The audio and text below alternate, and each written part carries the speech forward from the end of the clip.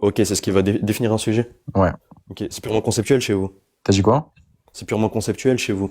Un attribut? Oui ou non? Ouais. Bah, pas nécessairement. Mais tu vois, là, sur eux, je Ah, vois pas ce qu'on dit de différent. Tu le dis juste comment ça avec pas d'autres mots. nécessairement? Attends, comment ça pas nécessairement? Bah, Si ça admet pas de concrétude expérimentale, pourquoi, c'est forcément conceptuel. pourquoi un attribut, ce serait quelque chose de conceptuel? Bah, tu viens de me dire que précisément l'attribut. Dieu, il est réellement, Dieu, il est réellement bonté dans la réalité. Oui, mais est-ce que Dieu est décrit par un attribut existentiel qui s'appelle bonté? Ah, matériellement, non. Voilà, donc du coup, c'est quoi? C'est formellement. Formellement, ouais. Et quand on Mais dit formellement, non, attends, pause, ça provient pas de ça provient pas de la raison, directement. La distinction, quand on dit chez vous formellement, matériellement. Matériellement, c'est dans la concrétude extramentale et formellement, c'est quoi? C'est dans l'esprit. Non, c'est pas nécessairement dans l'esprit. Ça veut dire quoi alors formellement? En fait, le fait que Dieu soit, qui ait une identité matérielle et une identité formelle, pardon, c'est dans la réalité de Dieu dans tous les cas. C'est comme par exemple le PNC. C'est pas ma question. Attends, je te donne un exemple, Non, je veux pas d'exemple, PNC, je veux une définition, s'il te plaît, s'il te plaît. Tu me demandes pas une définition, tu me demandes pas une définition, là. Si, j'ai demandé la définition de formellement. Chez vous, ça renvoie à quoi? Formel, c'est le relatif. C'est juste les relations. Ok, est-ce que c'est en dehors de, ok, du coup, est-ce que c'est en dehors de l'esprit ou est-ce que c'est simplement de façon abstraite? Non, ça provient de la raison, mais ça se concrétuise, pardon, dans la réalité. Voilà, donc concrètement, la distinction, elle s'opère C'est comme la distinction de l'essence de données. Réellement, chez vous, expérimentalement, il y a qu'une chose, c'est quoi? C'est l'essence divine. Non, parce qu'on considère quand même les deux identités dans la réalité de Dieu. Attends, regarde. Ah, donc les attributs, ils admettent une concrétude extramentale. Ouais. Et c'est identique à l'essence. Matériellement, ouais. Matériellement, Ouais, matériellement, on considère la divine simplicity, ouais. Oui, voilà, oui, bah, très bien. La divine simplicité, c'est quoi? C'est précisément de dire qu'il y a qu'une essence dépourvue d'attributs extramentaux. Ouais, Que que Dieu est infiniment simple, oui. Oui, voilà, mais infiniment ça précisément. Donc c'est que les attributs, c'est juste des choses qu'on établit sur le plan formel et qui sont distincts l'un de l'autre d'un point de vue Ouais. conceptuel, mais pas dans la réalité. Entre les attributs, oui, il y a une distinction de raison. C'est-à-dire que c'est Bah voilà, une c'est distinction. ce que je dis depuis tout à l'heure. Attends, c'est une distinction qui se forme dans la raison, si tu veux, mais qui se concrétualise dans la réalité. Il y a un fondement dans la réalité.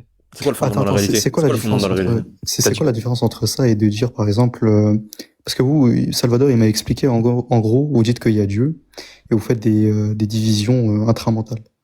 Des divisions intramentales. Par exemple, vous allez dissocier, par exemple, la puissance de la science, etc., intramentalement. Division, c'est ambigu, mais Division, t'as compris, les dissocier. Tu distingues. ouais. Dissocier. Bah, en fait, la distinction formelle, c'est quoi? C'est rendre Dieu intelligible, justement, en plaçant des distinctions en lui. Mais quand tu m'as dit que tu te Oui, fonds mais sur la c'est réalité, sur sur quelle intramentale. réalité sur quelle réalité? La Ça, réalité. bah, attends, regarde, Si on par exemple, considère le que Dieu, PNC. deux Regarde, secondes, le PNC. attends, Attends, excuse-moi, si on considère, oui, mais parce que j'allais aller sur ce point, là, justement. Alors, on considère que Dieu. C'est quoi? C'est une essence dépourvue d'attributs. Il y a une seule réalité ou pas? Ouais. Ok, comment de cette unique réalité découle une multitude de distinctions conceptuelles? Ok, regarde. En fait, dans cette unique réalité, on va considérer Dieu de manière matérielle et de manière formelle. C'est-à-dire que Dieu, dans sa réalité à lui-même, il est infiniment simple et absolument un, d'accord? Donc, il y a toutes les questions d'attributs, etc. Donc, le fait qu'il soit bonté et tout, le fait qu'il soit puissance, amour, etc. Ça, c'est Dieu, en fait, littéralement. Par contre, puisque Dieu est absolu et qu'on peut pas se le comprendre, il est transcendant, etc., on va placer des distinctions, etc., pour justement le comprendre. Donc, on va faire des distinctions entre ce qu'est la bonté et ce qu'est la puissance, par exemple. Réellement. Ça, c'est l'identité formelle. Et Mais par c'est- contre, oui, mais par j'ai contre, compris, dans la mais là, attends. Ah, par contre, dans la réalité, Dieu est réellement Père, Fils et Saint-Esprit, pardon.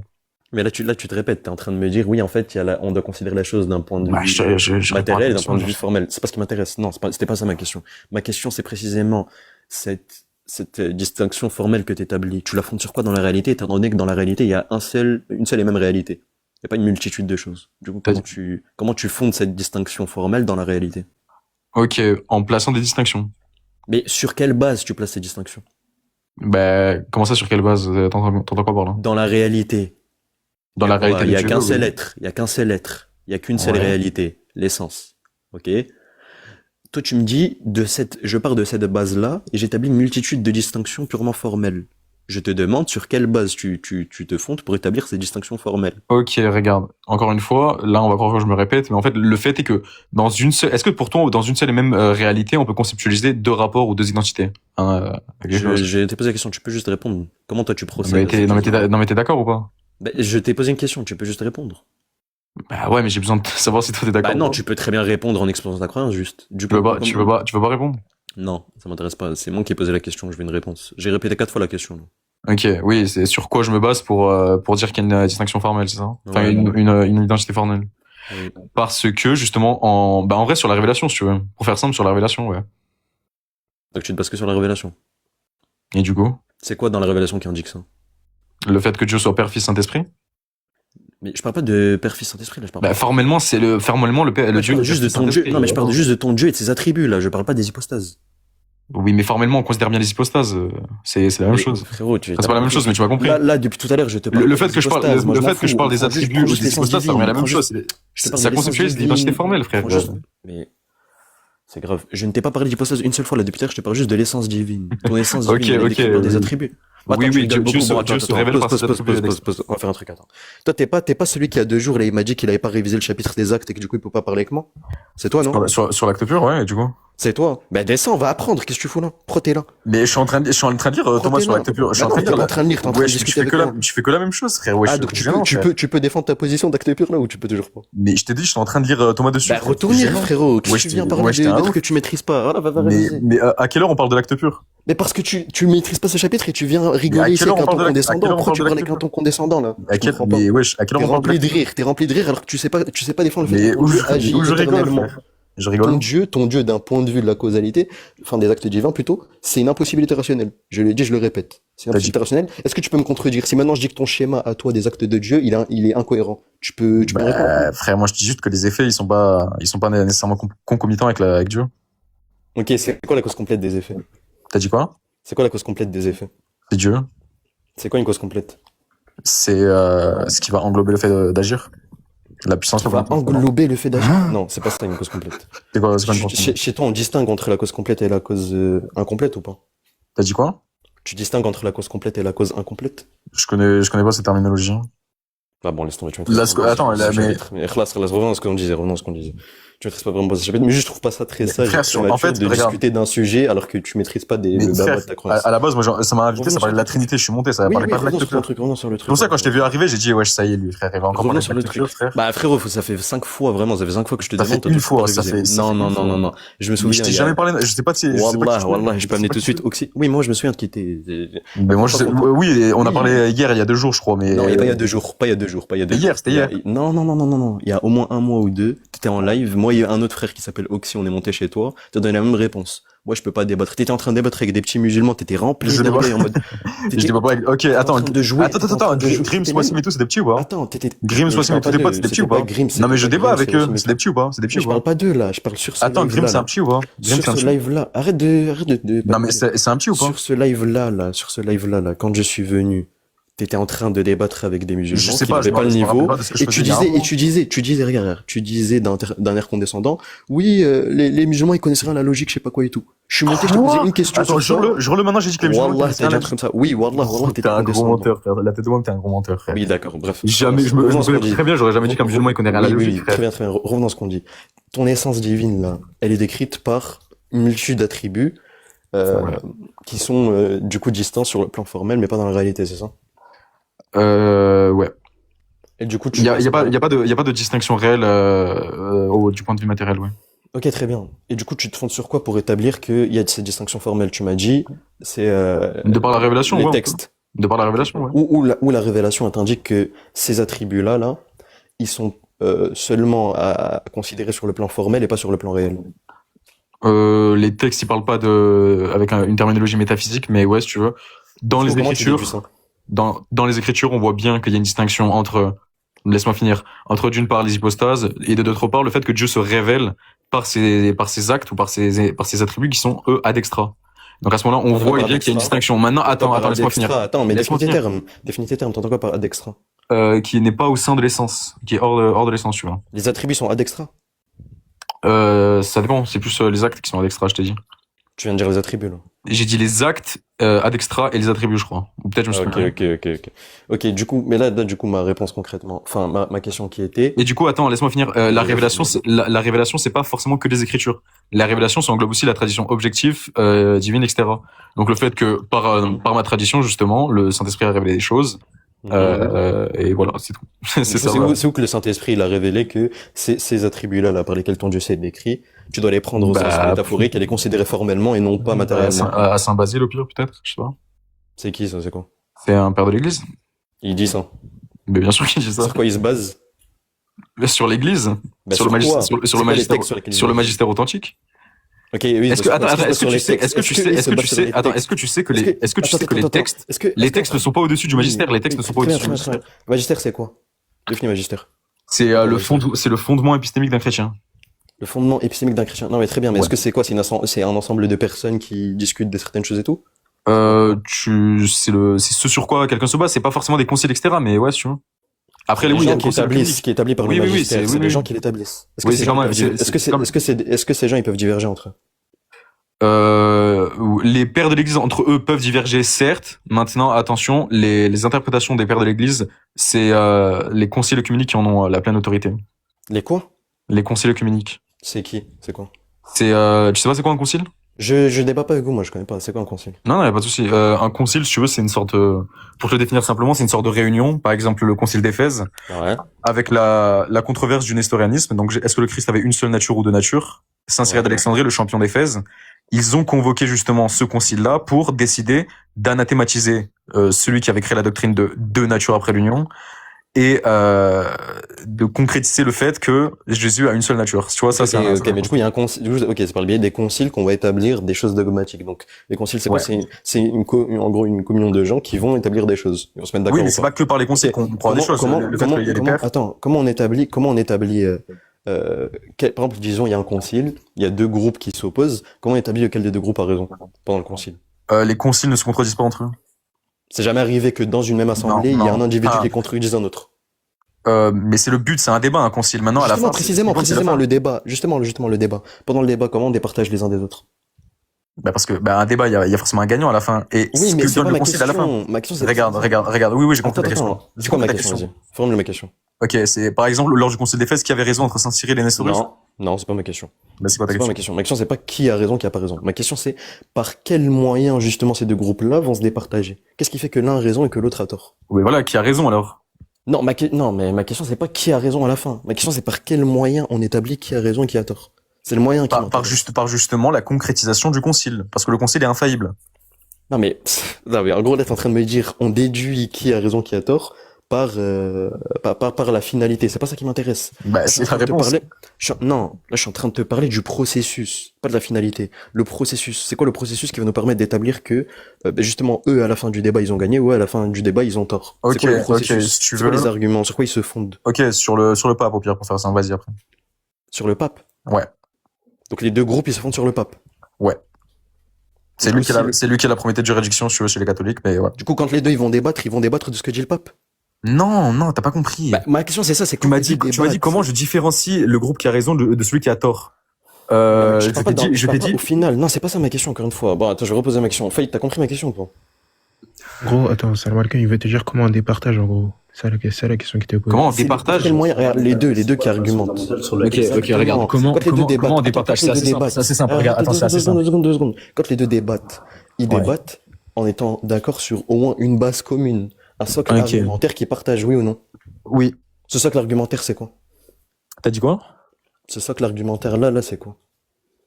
Regarde, par exemple, je te donne. S'il te plaît, juste réponds à ma question. C'est quoi ce socle argumentaire qu'ils partagent et sur lequel ils se font? Attends, répète la question, j'ai pas écouté. Le socle argumentaire qu'ils partagent là, ces gens qui font le concile, lorsqu'ils débattent, c'est quoi? Ça dépend de la controverse. Ça dépend de pourquoi le concile Donne-moi a été convoqué. Le nestorianisme. Ok, là c'était quoi la base commune argumentaire? C'était pourquoi le patriarche de Constantinople. C'est pas une base commune, frérot, c'est pas une base argumentative. Et c'est quoi la base? Ok, regarde, Nestorius a affirmé que le Christ était deux natures après l'union. Saint Cyril lui a dit que c'était faux. Voilà. Et là, le concile d'Éphèse. C'est ma question, ça fade ou pas? C'est ma question ou pas fade? Après, il a du mal. Tu demandes juste Attends, vas-y, fade. Pose l'action à ma place. Peut-être c'est moi, je sais pas parler, vas-y. sur quoi tu te bases pour savoir que telle personne dit vrai, telle personne dit faux. Voilà, c'est littéralement ça depuis tout à l'heure. Je vous ai dit par la finalité du concile. Par la finalité du concile. Les deux groupes qui s'opposent là, ils ont bien des éléments sur lesquels ils sont d'accord, un socle commun. Je sais pas moi, la révélation. Ah sur oui, lequel ils vont débattre. oui. Ok, bah c'est quoi ce socle commun? Par la tradition, le magistère, etc. Je t'ai déjà répondu. La tradition, mais la tradition, elle s'établit par eux. Donc ils se fondent sur la tradition. Non, elle s'est pas établie que par eux, attention. Elle s'est pas établie que Elle par eux. s'établit par qui alors?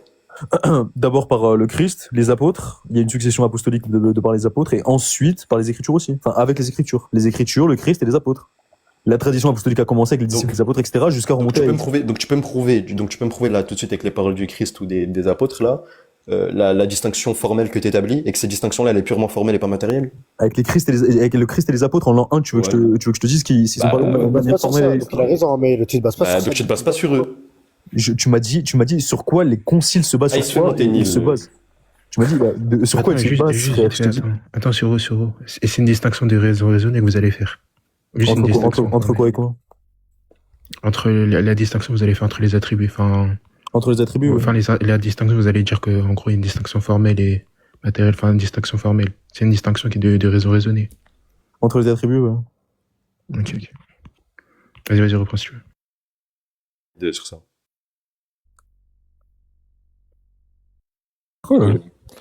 Moi je suis monté de base, on parlait ils d'autre disent- chose, mais. En gros, on m'a invité parce que ça débattait de la Trinité et qu'il y avait un chrétien j'étais pas d'accord avec lui. Bref, ça m'a invité, j'ai accepté la demande. Ensuite, il y a Oumair, il m'a dit la même chose qu'il me dit tous les jours. Ensuite, il m'a demandé. La même chose, c'est quoi la même chose? C'est l'acte pur, frère, François. Non, c'est que t'as pas révisé, que c'est pas bien. Non, fait réviser. je suis actuellement en train de lire Ah, c'est ce que je t'ai dit, tu sais. c'est un conseil que je te donne, c'est tout. Oui, bah, merci pour ton conseil, mon frère, que Dieu te bénisse. Je suis pas ton frère, mais ouais.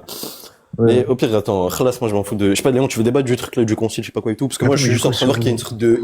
Il y a pas de débat à faire, sécularité. il y a pas de débat à faire sur un concile, Léon Zer. Si, Léon si, Zer, si, sur le d'accord. principe même. Votre épistémologie, j'ai l'impression qu'elle est un peu circulaire. c'est Oui, pas sur très- l'épistémologie, si tu veux, maintenant, Ah, donc t'as c'est- admis que c'est- c'est pas très clair et que c'est un peu. Non, c'est un peu confus. j'ai dit, vous pouvez débattre sur l'épistémologie si vous voulez. Maintenant, c'est un autre sujet, ça. Bah non, bah là on parlait de ça. Là, c'est ça qu'on est en train de remettre en question. Oui, l'épistémologie. oui, ça a divergé sur ça, mais le sujet de base, c'était pas ça. Ok. Tu m'as dit, sur quoi ça se fonde, etc., l'identité formelle, pardon, je t'ai dit, par la révélation, et là, maintenant, on va sur ça, et en fait, ça va jamais s'arrêter. Vous serez jamais Ok. d'accord avec moi, je t'ai juste donné une réponse, frère. Khalas. Juste Ouais, là, mais ça par marche pas, ta révélation, réponse. t'entends quoi? Juste par révélation, t'entends les écritures? Ou une révélation? Non, qui s'est- Non, pas, bah oui, les deux, si tu veux, vas-y. Ok. En fait, ça se complète, les deux sont indissociables, si tu veux, la tradition et les écritures. Même que les écritures font partie de la tradition, si tu veux, parce que la Bible est apparue après l'église. Mais Suro, Dis-moi. moi j'ai une question. L'Église, est-ce qu'elle contredit la croyance des enfants d'Israël ou pas, concernant la divinité? T'as dit quoi? L'Église, elle contredit la croyance des Israélites ou pas, concernant la divinité? Ça dépend qui, ceux qui croient en la divinité du Christ, non? Non, je parle des Israélites, on va dire ennemis, entre guillemets, de Jésus. Les Du temps de Israélites ennemis de Jésus, Jésus? Ouais, ou Bah, Israël. ceux qui niaient sa divinité, oui, l'église les contredit. Ouais, donc, en gros, les Israélites ne croyaient pas en la Trinité, quoi, c'est ça? T'as dit quoi? Les premiers juifs, etc., avaient une conception d'un Dieu multipersonnel. Est-ce qu'ils croient en la Trinité? Père, Fils, Saint-Esprit. Non. Ok, donc Jésus, il ramène une nouvelle croyance. Non, il complète la croyance qui commençait à se révéler. C'est une révélation progressive. Il la complète, Ouais, mais- justement. C'est pour ça que sur la croix, il a dit que tout est accompli, pardon. Oui, mais on est d'accord que du temps de Jésus, ou bien du temps de la révélation de Deutéronome, leur croyance, c'est que Dieu n'est pas trinitaire. Si, je viens de te dire que la conception première des juifs de l'époque, c'était de dire que Dieu était multipersonnel, si tu veux. Il y avait des juifs qui étaient complètement sur le fait qu'il y ait un seul Dieu, un seul être, etc., oui. Par contre, il y en avait d'autres, et ça, faut l'accepter, le fait qu'il soit multipersonnel. C'est-à-dire Multipersonnel. multipersonnel. Il y a plusieurs dieux. Non. C'est-à-dire multipersonnel. Bah si, tu veux dire, il y avait des juifs qui avaient un seul dieu. C'est-à-dire que les Non, autres je t'ai là, qui dit- étaient d'accord non, je avec t'ai- vous. Non, je Si, t'ai dit- attends, pause. Ceux Non, qui tu étaient m'as d'accord mal avec vous, compris. du coup, eux, ils admettaient une pluralité de dieux. Non, je t'ai dit multipersonnel, Bah, pas. Non, t'as dit, non, je t'ai entendu, là, tout de suite. C'est un beau lapsus. Tu viens de dire, ces enfants d'Israël, là, ils croyaient en un seul dieu. Je t'ai dit qu'il y en avait qui croyaient en le fait que Ouais, Dieu soit absolument un dans le sens une Donc, seule un seul personne. dieu, ouais. Dans le Et sens du coup, une les seule, autres, ils comme croyaient en vous, quoi? qui avait une conception. Attends, les autres, ils croyaient en quoi, du coup? Les autres, ils croyaient en Que quoi? Dieu était multipersonnel, qu'il y avait un Dieu avec plusieurs personnes, oui. Non, ils croyaient pas, non, mais non, le sous-entendu si, tout à fait, frérot. c'est pas ça. Vas-y, C'est prouve-moi Attends, la les croyance des Israélites juifs. croyaient en Vas-y, un prouve-moi la Dieu croyance des premiers juifs, multipersonnel. Mounir. Prouve-moi la croyance des premiers juifs, Mounir. Attends, deux Et secondes. moi, je m'en fous de la croyance des premiers juifs. Attends, Voilà, mais pourquoi tu dis non? Vas-y, vas-y. non. Selon le texte biblique, les Juifs croient en un Dieu multipersonnel. Dans l'Ancien Testament, Dieu est multipersonnel, ouais. Où ça? Non, je te parle de la croyance des Juifs. Ça, c'est l'interprétation que tu Tu m'as fais dit, du texte de dans la l'Ancien Bible. Testament. Tu m'as dit dans la Bible. Alors, regarde, je répète. Toi, là, ce que tu es en train de faire, c'est que tu prends l'Ancien Testament et tu interprètes l'Ancien Testament en disant que voilà, ici, il y a un Dieu multipersonnel. Moi, c'est pas ma question. Non, alors, C'est pas ma question. Moi, je te dis, est-ce que les Juifs, eux, ont interprété ou bien ont cru en un Dieu multipersonnel dans le texte Ouais, biblique? ouais. Quel texte? Même les premiers chrétiens. Quel texte dit ça? De l'Ancien Testament. Ouais. De quel texte où les Juifs, tu vois que les Juifs croient en un Dieu multipersonnel? Ah, ok, bah, Jacob, si tu veux. Quel texte? Quand il se bat avec Dieu. Enfin, quand il se bat avec l'ange de l'éternel. Mais non, mais Jacob, attends, mais il se bat avec un ange, il se bat pas avec un Dieu multipersonnel. Mais l'ange de l'éternel, pour moi, c'est Dieu. Mais c'est quoi ta preuve que c'est Dieu? Bah, de par les Encore une fois, c'est toi, tu vas interpréter. En plus de ça, il y a divergence. Attends, j'interprète pas à ma sauce, non, j'interprète pas à ma sauce. Et non, il y a pas de divergence. Vas-y, si tu veux, 3 pères qui sont pas d'accord avec moi. Oui, voilà. Donc, ça, encore une fois, c'est pas ce que je te demande. Je te demande pas d'interpréter. Ils sont grand max 3 et il y a Saint Augustin qui s'est pas prononcé dessus. Tout le reste, ils sont d'accord. Regarde, encore une fois, tu as interprété que l'ange de l'éternel, c'est Dieu, et tu me dis de par là que Dieu est multipersonnel. C'est pas ce que je suis en train de te demander. La preuve d'un Dieu multipersonnel. Est-ce que tu as un texte? Je suis en train de te demander, est-ce que tu as un texte, une preuve claire, où les Juifs croyaient en un Dieu multipersonnel? Attends, tu veux un texte qui dit les Juifs, ouais, on croit en un Dieu multipersonnel? C'est pas de manière littérale comme ça, mais indirectement, oui, tu peux. Zacharie 2, 10, 11. Zacharie 2, 10, 11. Moi, je t'ai déjà réfuté sur ça. Arrête tes conneries, toi. Rien réfuté du tout. Oui, jamais. T'as rien réfuté. Mute-toi. Ça, c'est votre truc. Vous dites, j'ai réfuté. Je t'ai déjà réfuté sur ça. Je t'avais posé la question, c'est quoi le contexte? Je savais même pas c'était quoi le contexte. Tu te mutais, tu partais en pause, s'il te plaît. C'est quoi Zacharie 2, 10, 11, là? Ça dit absolument pas ce qu'il est en train de dire, en fait. Il dit n'importe quoi. Ok, bref. Là, de tête, j'ai pas de texte directement, mais non, pour moi, Dieu est multipersonnel dans l'Ancien Testament. Oui, voilà. Mais en fait, ma question, c'est pas pour toi. Moi, je t'avais dit, est-ce que les Juifs, du temps de Jésus, quand par exemple, ils disent, ils vont te dire à Jésus, nous croyons en un seul Dieu, le Père, ce genre de choses. Non, on est d'accord. Ok, donc ça veut dire qu'ils ne croyaient pas en plusieurs personnes, ils croyaient que le Père était le seul véritable Dieu, Yahweh. Non, encore une fois, le fait de dire qu'on croit en un seul Dieu, le Père, ça exclut pas le fait que Jésus ou Non, je parle pas de toi, frère. Oublie, là je te parle pas de l'église, là. Je te parle des Juifs. Est-ce que eux, dans leur conception, parce que moi, je peux dire que le Père est le seul véritable Dieu dans ma conception. Moi, je parle dans la conception des feuilles du texte biblique. Est-ce que vas-y, si tu veux, pour moi, Jacob, il croyait en 2 personnes. Mais là, mec, tu le dis pour toi. Je te demande, est-ce que tu as un texte, une preuve? Je peux te le prouver, au pire, comme ça. Ok, vas-y, prouve qu'il croyait en plusieurs personnes. Vas-y, lors de sa dernière prière, il a prié qui? Qui ça? Avant de mourir, Jacob. Dans quel texte tu parles? Genèse 48? Ouais, avant de mourir. Il a prié Dieu. Oui, il a prié qui? Enfin, il a pris l'ange de l'éternel, on est d'accord? Non, pas du tout. Bah si, il a appelé Dieu même. Oh là là. Bah frère. Attends, regarde. quand l'ange de l'éternel s'est battu avec Jacob, oui, Jacob, il a dit qu'il a vu qui? Jacob, il a dit qu'il a vu qui? Regarde, c'est une interprétation que tu fais encore une fois, et je peux te répondre par rapport à ça. Tout texte est sujet à interprétation. Oui, mais regarde, mais c'est pas la croyance des Juifs, c'est ça que je veux te dire. Les Juifs n'avaient pas pour croyance que l'ange de l'éternel est Dieu. Pour eux, le Père est le seul véritable Dieu. Et l'ange de l'éternel que tu es en train de prendre, quand on le qualifie de Elohim, ça ne renvoie pas forcément à Yahweh. Elohim, oui, je sais. C'est un titre. Je sais, Elohim, ça renvoie pas forcément donc c'est à pas Yahweh. Forcément, voilà, c'est pas forcément Dieu. Au pire, tu sais quoi, je te pose une question. Tout texte est sujet à interprétation, pardon. Bien sûr. Ok. Lors de Genèse, lors du combat, si tu veux, qu'il y a eu entre l'ange et Jacob. Ouais. Jacob, à la fin, il a dit qu'il a vu qui? Dieu face à face. Ok. Tu l'interprètes de quelle manière? Il a vu un ange face à face. Mais il dit Dieu dans le texte. Oui, Elohim, c'est Elohim qui est utilisé, c'est pas Dieu. Hein. Ah, il dit Elohim dans le texte? Dieu. Bah oui, mais. Ok, mais du coup, le fait que l'ange de l'éternel, etc., il sache toute chose, etc., ça, tu non, il sait pas toute chose. C'est le même ange. Non, il sait pas toute chose. C'est faux. Bah, si, c'est toute chose. Non. Bah, dans ce cas-là, comment t'expliques que l'ange de l'éternel, il dit à l'éternel, jusqu'à quand repousseras-tu ta miséricorde, etc. Une question implique l'ignorance? Attention. Dieu qui pose une question à Dieu, selon toi. C'est pas Dieu qui fait une question rhétorique à un être humain. Attention. Yahweh, on est d'accord qu'à ce moment-là, Yahweh pose une question à Yahweh. Ah non, c'est l'ange de l'éternel qui pose la question à Yahweh. Oui, tu m'as compris. Je me suis mal exprimé. Oui, l'ange de l'éternel pose une question à Yahweh. Ouais, okay, est-ce que ça implique qu'il est ignorant? Sinon, à quoi ça sert qu'il pose la question? Oui, bah attends, je te fais une analogie avec dans le Coran, et Allah il pose bien des questions. Oui, encore une fois, là le discours c'est Allah et sa créature. On parle pas de Dieu avec un autre Dieu en face de lui. Oui, mais en fait le fait que Dieu lui répond dans Zacharie 1:10, je crois, on va comme ça. Où il pose la question quand est-ce que truc. Ouais, c'est ça. Ça implique pas le fait qu'il soit ignorant et c'est l'ange de l'éternel, parce que justement. Bon après je vais pas encore te parler de par la tradition et tout, mais en fait je me base sur mon épistémologie en fait pour expliquer tout ça. C'est pour ça que je te dis que là, encore une fois, tu as recours à une interprétation qui est en dehors du texte pour me dire que ici, c'est ceci, c'est cela. On peut pas. Pour ça, je te dis, est-ce qu'en fait, regarde, je te donne juste un exemple. On peut pas interpréter le texte sans la tradition, en fait. Oui, mais c'est pour ça que je te dis, tu présupposes ta doctrine pour ensuite la mettre sur le texte et dire oui, ceci, cela. Moi, c'est pas ce que je présuppose ma doctrine pour la mettre sur le texte? Oui. T'es en train de dire que Dieu il est trinitaire, que l'ange de l'éternel c'est Dieu et que par conséquent j'interprète comme ça ce texte-là et pas comme ça. Mais moi c'est pas ça ce que je suis en train de dire. Pour ton livre, tu présupposes pas que le fait qu'on doit considérer la sunna. Ah mais on prouve déjà en interne que la véracité de l'islam, enfin on prouve la véracité de l'islam, on prouve que la sunna elle est bel et bien authentique, elle remonte au prophète, etc., etc. Ouais. Donc il y a tout un truc avant de Bah ça aussi c'est possible. D'interpréter. Ah mais toi t'es pas capable de faire ça. T'as dit quoi? Toi t'es pas capable de faire ça. De prouver que la tradition est authentique? Non, comment tu prouves que Moïse a dit telle phrase par exemple dans la Torah? T'es pas capable de le faire. Attends, toi tu peux remonter jusqu'à la parole de Moïse pour prouver ce que Moïse a dit? Bah non, justement, c'est pour ça que je te dis que je prouve la véracité du prophète, tout ce que le prophète a dit, je vais prouver ça, et ainsi que les compagnons, on a leur biographie, on a leurs paroles, etc., on a des méthodologies par rapport à la chaîne de transmission, etc.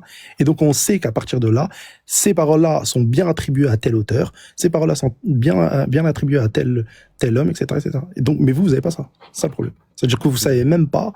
Je sais pas, admettons, je te prends n'importe quel texte de la Torah, tu sais même pas si c'est Moïse qui a dit ça, tu sais même pas c'est quoi l'interprétation des disciples qui ont entendu Moïse dire ça. Bah, pour le coup, encore une fois, je t'ai dit que notre épistémologie, elle se fonde sur quoi? Sur le magistère. C'est-à-dire que si le magistère va dire une chose, puisqu'il est, Jésus, non, ça, je sais. Ouais, voilà. Mais c'est pas ça mon point. Je crois vraiment que t'as pas compris mon point depuis tout à l'heure.